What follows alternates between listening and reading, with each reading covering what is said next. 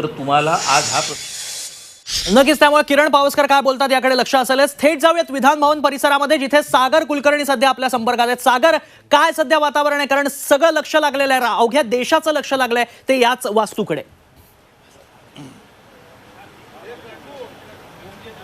तन्मय, विधान भवनमध्ये साधारणतः 4 वाजता विधानसभा अध्यक्ष राहुल नार्वेकर हे निकाल वाचनाला सुरुवात करतील असं सांगितलं जातं. तत्पूर्वी जी सुरक्षा व्यवस्था आहे ती देखील विधान भवनात लावण्यात आलेली आहे आणि मुळात मोजक्याच लोकांना इथे प्रवेश जो आहे तो पक्षाच्या नेत्यांना प्रवेश दिला जातोय. साधारणतः 4 वाजता 450 ते 500 पानाच्या पेक्षा जास्त जे निकाल वाचनाची पानं आहेत ती संपूर्ण वाचतील का याविषयी शंका व्यक्त केली जाते. काही बुलेट्स जे आहेत, साधारणतः 30पेक्षा जास्त वेगवेगळ्या याचिका आहेत आणि त्याच्या संदर्भात प्रत्येकाच्या जे एक अन्वयार्थ आहे जो पूर्ण काढायचा तो काही पॉइंटर्स स्वरूपात असेल असं सांगितलं जातं आणि त्याच्यामध्ये जे आहे ते विधानसभा अध्यक्ष भूमिका मांडतील. त्यांची जी न्यायाची भूमिका आहे ती मांडली जाईल.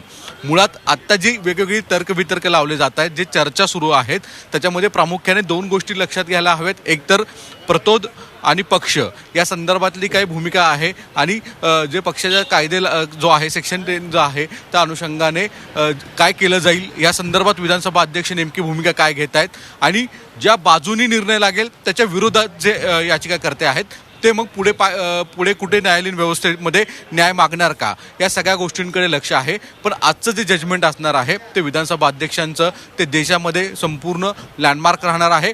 यामुळे कायद्याच्या चौकटीत राहून वारंवार निर्णय देण्याचे जे भाष्य विधानसभा अध्यक्ष करतायत हे यामुळेच केलं जात आहे.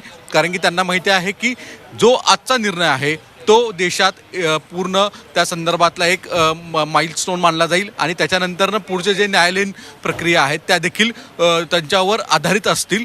जर विधानसभा अध्यक्षांच्या निर्णयामध्ये चुकूनही पार्सलिटीचा जर भाग झाला, आरोप करणं ही गोष्ट वेगळी आहे, पण फॅक्ट्सच्या रूपात जे मुद्दे मांडले जातील त्यामध्ये तसदूर तर कुठेतरी थोडीशी चूक राहिली तर मात्र सगळे आरोप हे विधानसभा अध्यक्षांच्या न्याय प्रक्रियेवरच येतील. यामुळे ते याबाबत एकदम चिकित्सक स्वरूपातली भूमिका घेत आहेत. आज सकाळी विधानसभा अध्यक्ष काही वेळांपूर्वी ज्यावेळेस विधान भवनमध्ये आले त्यावेळेस त्यांच्याशी अनौपचारिक भेटण्याचं केलं गेलं. पण जो न्यायालयीन प्रक्रियेचा जो निकाल आहे यामुळे आज विधानसभा अध्यक्षांनी कोणालाही थेट अपॉइंटमेंट दिले गेलेले नाही आहेत. ते काही वेळांपूर्वी पासून पूर्ण जे वाचन आहे ते पूर्ण करतायत असं सांगतायत.